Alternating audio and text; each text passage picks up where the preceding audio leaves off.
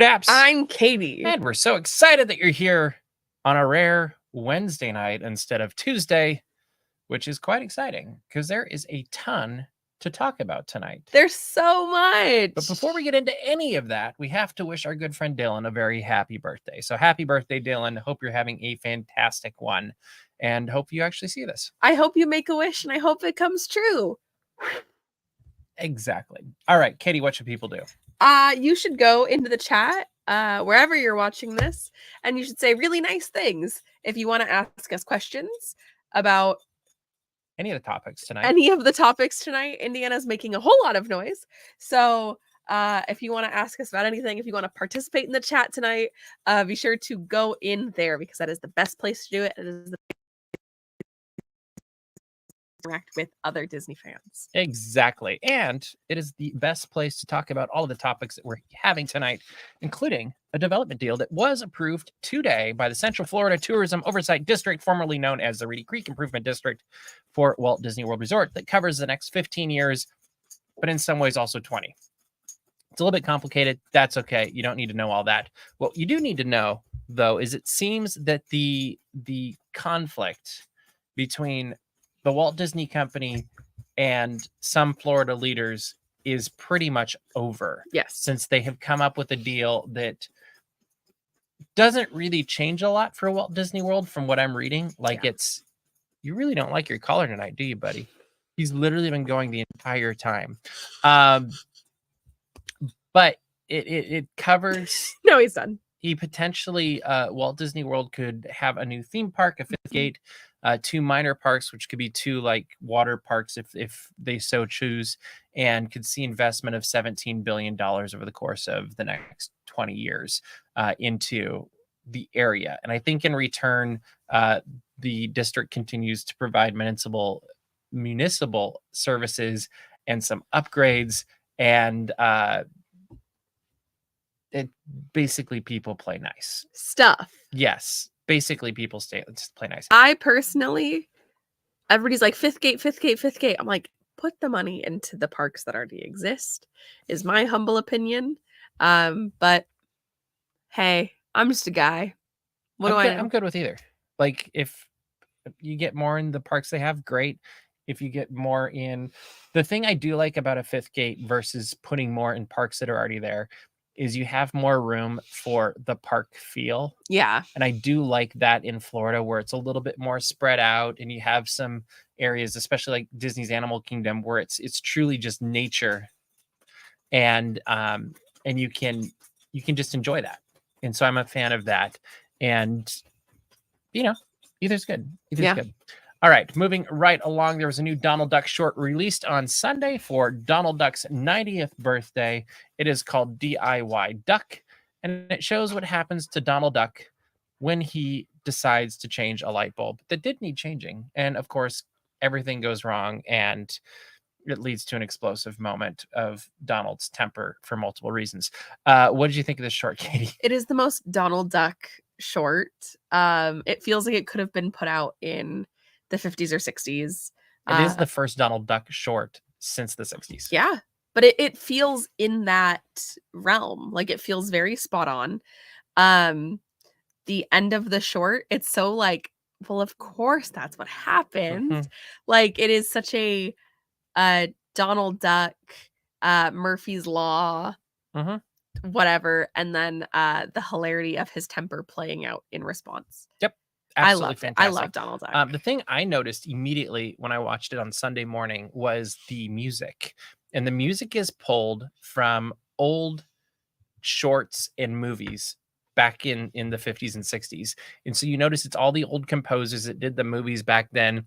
And a few people noticed, including myself, there's music from different shorts and also Lady and the Tramp, which I found very interesting.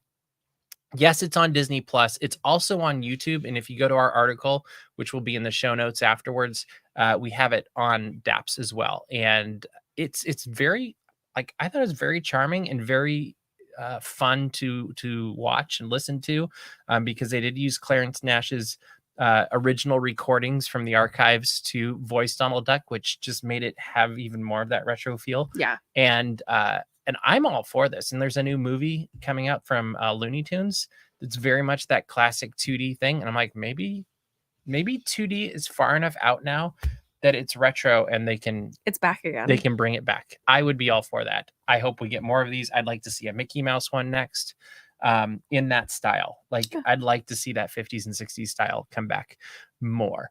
All right. We have a ton to cover tonight. Lookout Cay at Lighthouse Point is now open to the public that go on Disney Cruise Line. Yeah. Technically. Yeah. This just started this last week, and the first family members or guests were able to land on a pretty substantial pier and walk, I think it's about a half a mile to the edge of the pier, where they get on a bus and they go another distance, or it's actually a tram, I guess. They can go the distance. And then you get to experience Lookout Cay. And it's very interesting because while it's somewhat similar to Castaway Cay, it's completely different as well. The entertainment looks like a lot of fun. Like it kind of reminded me of a little bit of like Jamaica when I was there, stuff that I experienced there. But it looks, and it also reminds me a little bit of Jurassic World. But what'd you think of Lookout Cay at Lighthouse Point? I thought it was super cute. Other than it's hard to say that fast. Lookout Cay at Lighthouse Point. Yeah, that's hard. It could almost be a song. He's just moving my shoes around. What a weird dog. I think it looks really cute. I think that the only drawback, and it's the thing that everyone's bringing up, is that it is quite a distance away from where the ships dock. But also, like, I'm not trying to get on any media list, so nobody be like, she's just saying positive things to get a free cruise. I personally think that the fun is also in the adventure. And so to me, that is just part of the fun. Especially when everybody else is doing it too. Like, it's not like it is just certain guests are having to do these things. Everybody's in it. I think it looks really fun. There's kind of something similar right now in Skagway, where one of the piers was actually damaged in a rock slide, strangely enough. And so guests that are docked on certain parts of the pier actually have to go on buses to get to another part of the pier to then walk into town. But to me, that was also half a mile. Which is also half a mile. But it was also really fun. I personally had a really great time doing that. I thought it was a new adventure. It was something different to see.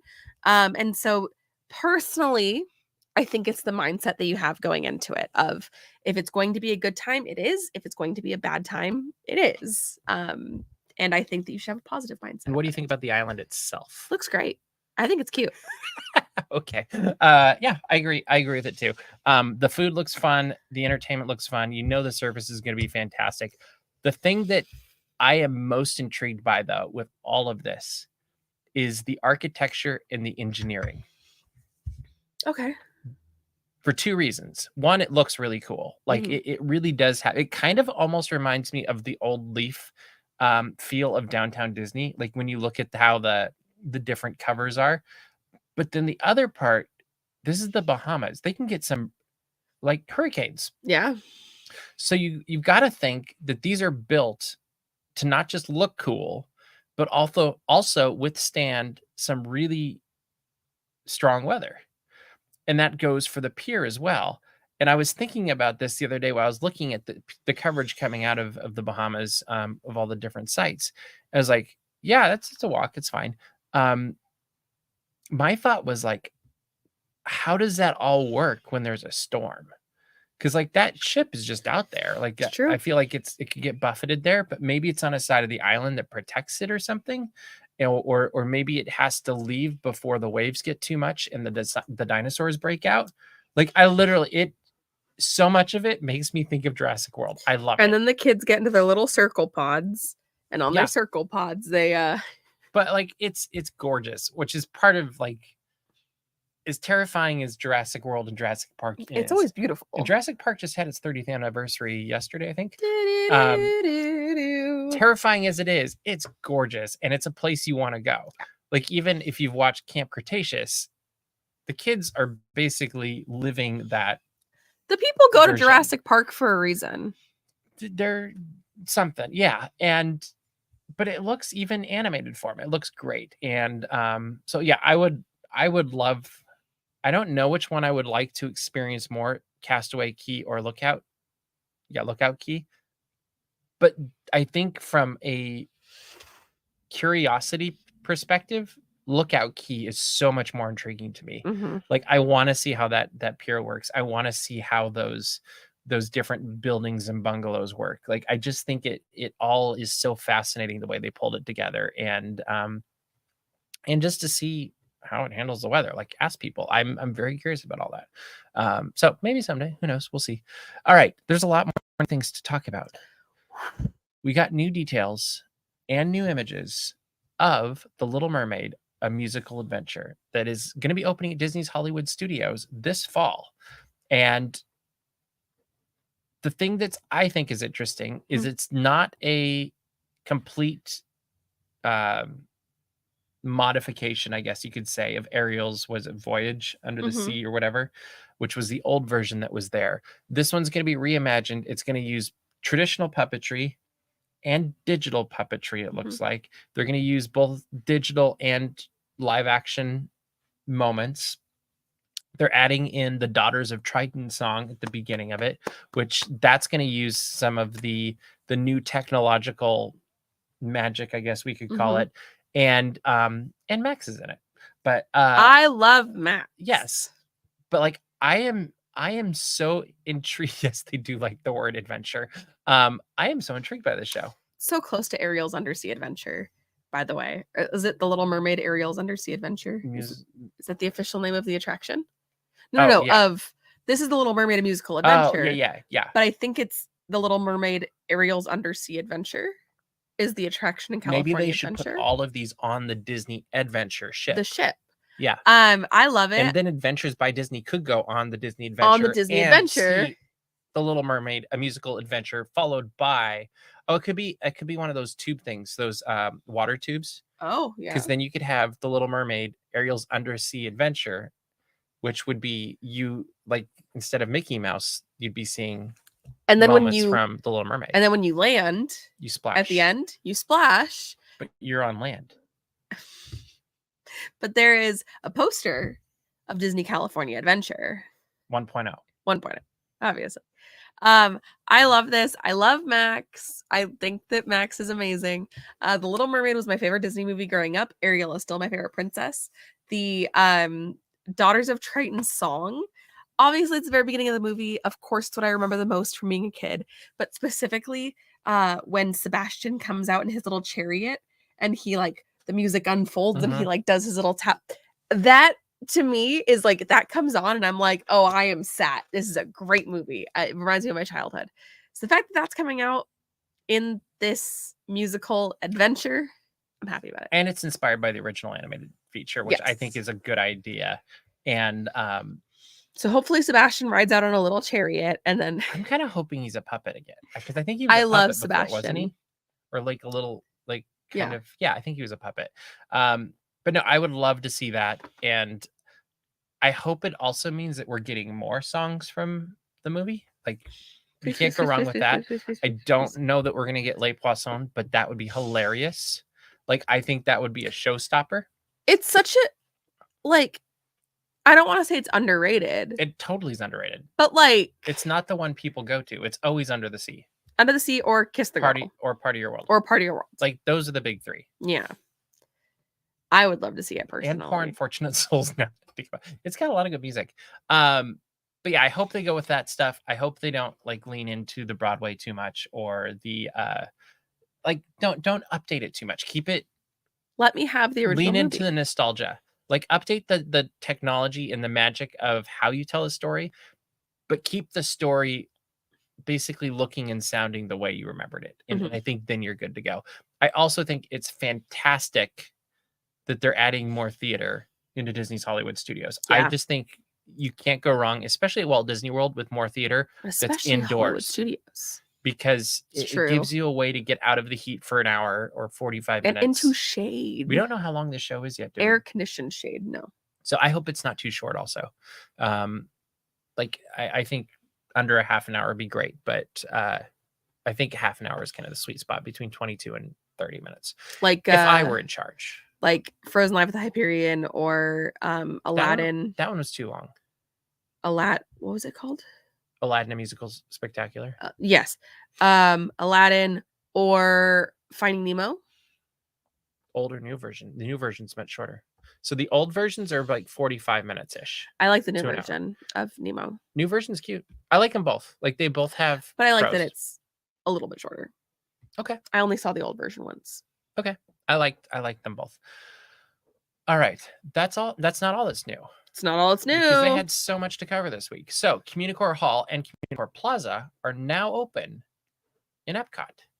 And our good buddy Mikey Really Likey stopped by on opening day to get us a video tour of the area and that new show.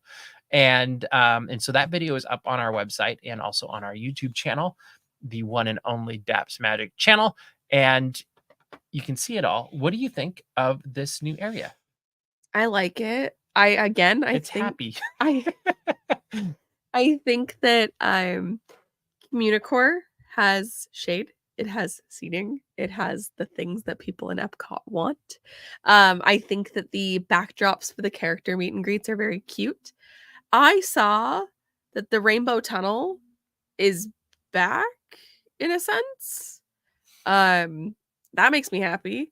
And I also love, gosh, we've had so many names tonight. I think it's Celebración of Encanto. I can't remember the actual name. It might be just the two words. Celebración Encanto. Oh my God. I got to Did I get it close? Yeah. Okay. You put a little bit of a French accent on it, but that's because that's what I know. Yeah. No, but I'm really proud of you. Okay. So Celebración Encanto, which is just Encanto celebration, which is really fun. And I thought that looked really great. Very colorful, very kinetic energy, which I always think is desperately needed everywhere, but especially in Epcot. So much of Epcot relies on kinetic energy. Yep, I agree. So. Movement's good, entertainment's good. And I'm very curious to see how it all plays out once we have festivals actually in these spaces too, because it was billed as a festival space also. And so that will be interesting to see how the festivals kind of expand into, what is that, world celebration. And so I'm very intrigued to see how that happens. I'm intrigued to see what it's like during the holidays in particular. Like food and wine goes for a very long time, but the holidays I think is going to be very cool to see what happens. And who knows, maybe the Muppets will show up or something, like if they're not too busy with Jollywood Night again. All right, it is the one of night where we get to show you what the dog has been up to, and we're throwing it back again to his birthday, which was 2 weeks ago. And here's an Indy Cam from Indy's birthday.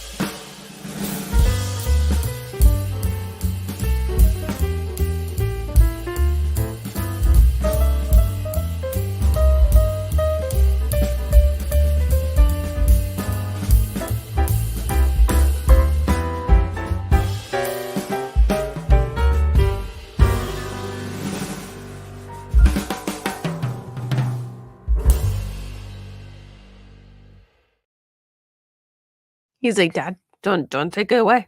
Don't take my toy away. That was also the kind of thing that you put the treat inside, and so he had to figure out how to get him out, and he loves those. We have one more Indy Cam in the vault right now, which is very amusing. It's also from his birthday, and It's a really good one. That will be next week, so don't miss it. All right, continuing on, since we have way too many things to cover tonight, Country Bear Musical Jamboree will be opening in the Magic Kingdom July 17th. So for Disneyland's birthday, Magic Kingdom is getting an amazing present. It'll have the Country Bears performing Disney songs in a variety of different country styles. Is that a way to put it? Yeah. What do you think about this? So, my first thought, maybe it's because I was so sleep deprived. My first thought was, oh, of course it's opening July 17th. And then I was like, wait a second. Open in our park on July 17th. I would be okay with this. Put it over where the play area is in what is it, Redwood Creek Challenge Trail. You could even make it like a covered outdoor thing, like, so it's kind of like when you're on a campground and you know how they have the show up on the stage with like the covering. Just do it there. You can have this idea, Disney. I don't. Please, I'll sign whatever you need me to sign. We'll sign. Use this. But no, I think it'd be hilarious. Yeah. I think the show looks great. I know we've already talked about the costumes. We've talked about. We got new costumes. New costumes. Big Al and Wendell. And I love the try everything. I love it. I actually think they did a really good job with that. So great as a country song. I'm curious to see it performed on stage, and I believe Mikey's going to be there on opening day to get us video. I'm also really curious what other Disney songs are going to be there. Like we know Bare Necessities is there. We know A Whole New World is there. Yeah. You'll Be in My Heart would work really well. Oh, there you go. I'm trying to think of like other stuff. I don't know. I'm curious what Big Al will sing. Put stuff in the chat. I don't know. I'm trying to think of something like really out there for Big Al. And I'm curious if they'll go stylistically the way he was before or something completely different for him. I kind of hope it's more like Blood on the Saddle. Well, that direction. Yeah. Like a nod towards it or something. I don't know. Like I'm okay with basic. It's one of those things. I have so many fond memories of it, but I also recognize that this is one I feel like you can update and change. And I'd like to see them do this frequently. So like have this as their normal version, kind of like fireworks in a regard.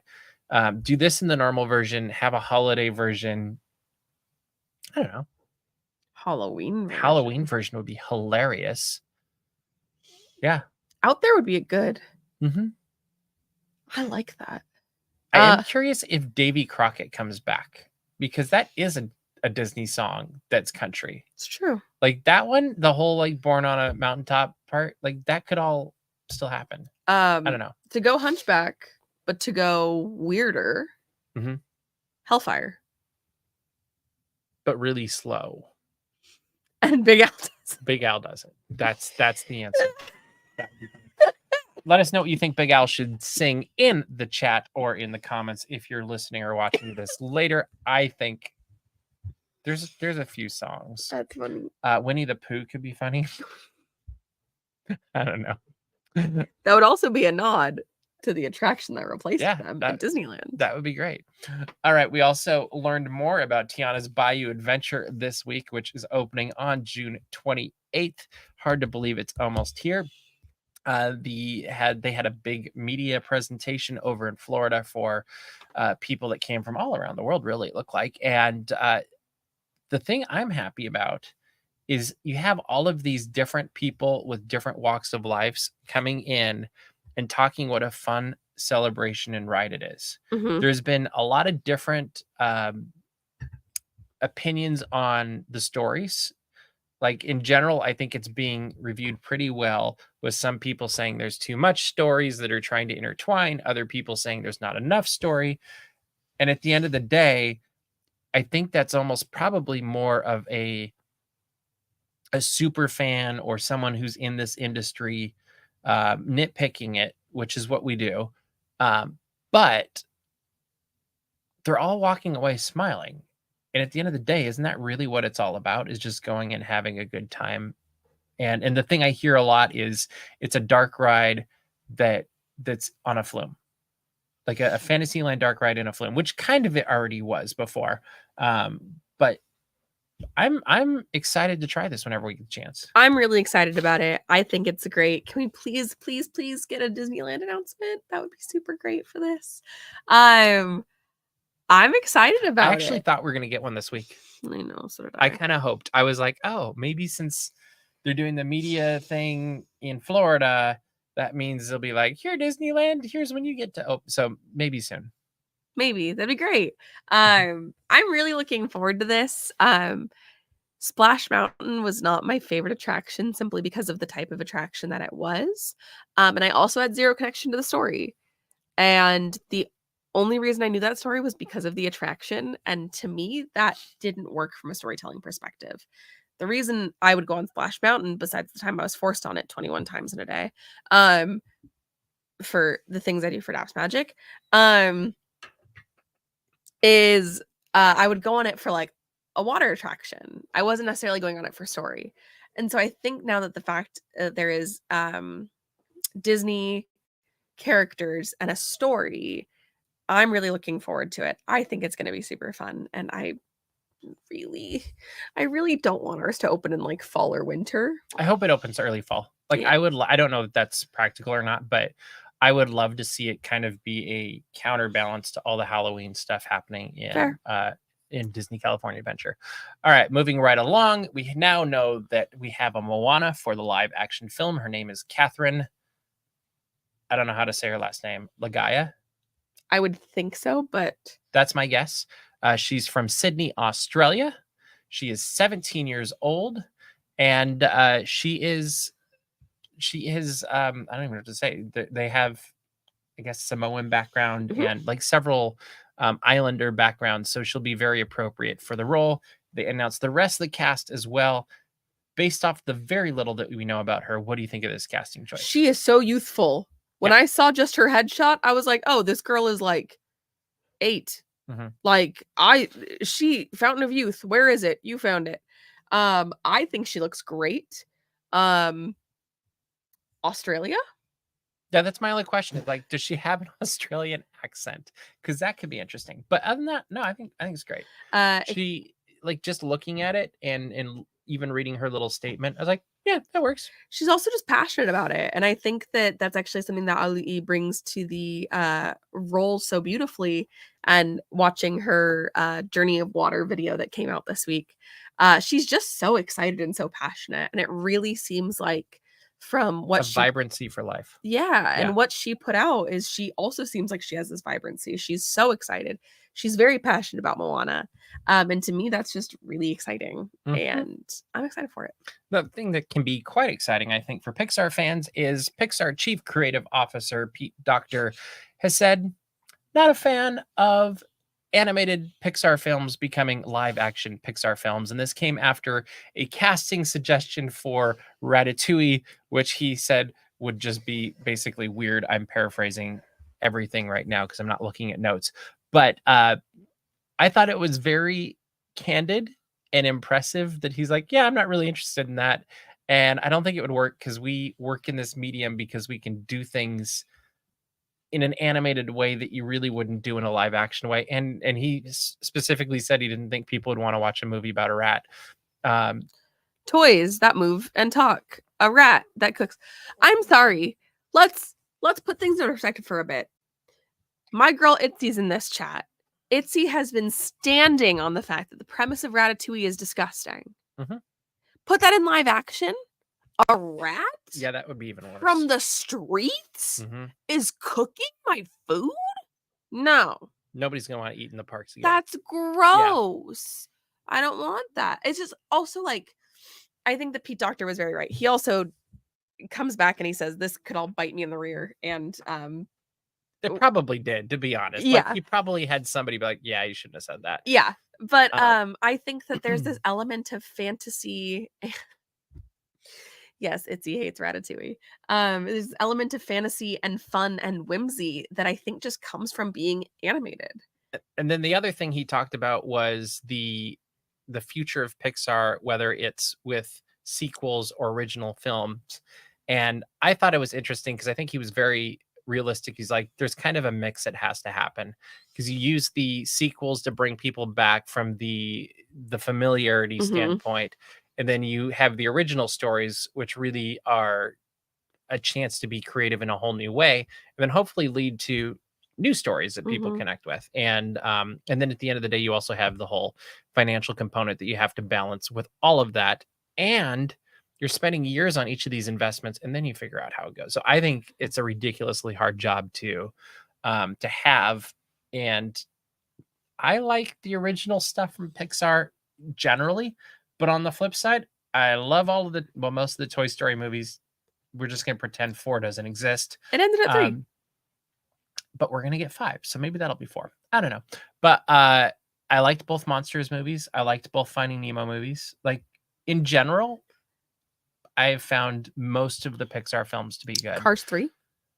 Cars, I even like Cars 2. You love Cars 2. Yeah. And so I'm open to all of this because I do think they've done a pretty good job with sequels. In fact, better than most companies do or studios do.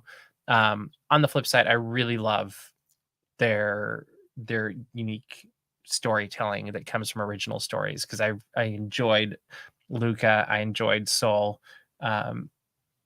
Turning Red was good. Like and you look at people react to these stories in the parks even during the Better Together parade, and it's just like people are connecting with these. Maybe they didn't do the money that they wanted because of the state of the world for the theaters at the time, but and maybe it's a business model that needs to change. I don't know, but I don't know that the financials for some of these movies are actually doing a good job of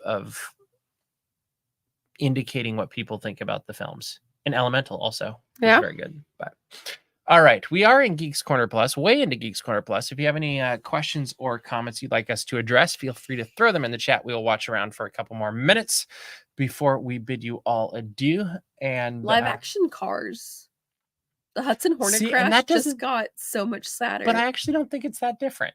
Like live action, it's just NASCAR. Of all of them, that one's the one I feel like would make the easiest transition over. It's just NASCAR. Yeah, but the cars talk and there's no people in them, which would be a little bit weird. But no, I don't think like Cars would be no, that but different. To make it a live action movie, it would have to be Lightning McQueen as the driver. It would have to be Hudson Hornet is the driver. Mater is the driver. Yeah. Okay.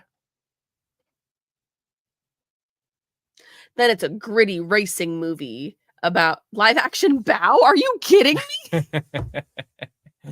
Live action Lion King is interesting. Like parts of it I really liked and parts of it I had a really hard time with. I'm trying to think, like, I think one that would work really well, but also too well because it terrify kids is Monsters Inc. Like Monsters Inc. you could totally make into a real movie. Trying to think which ones would actually work pretty well. I used to have my Pixar rankings in here. Would actually work pretty well. Up. Because that wouldn't be that different. Like I think, okay. Up would work because they've made the Up house. Up. Coco. Coco works. Would work. Yep, that would work very easily. Ratatouille? No. Yeah, not so. I don't know that I'd want a live action Bugs Life either. Monsters Inc? No. I think that'd be amazing. Inside Out? It's an adult film then though. Like, no. It's PG-13 or something. Wall-E? Wall-E would work. Oh, careful. I almost got cut off. Luca? That would work. Toy Story?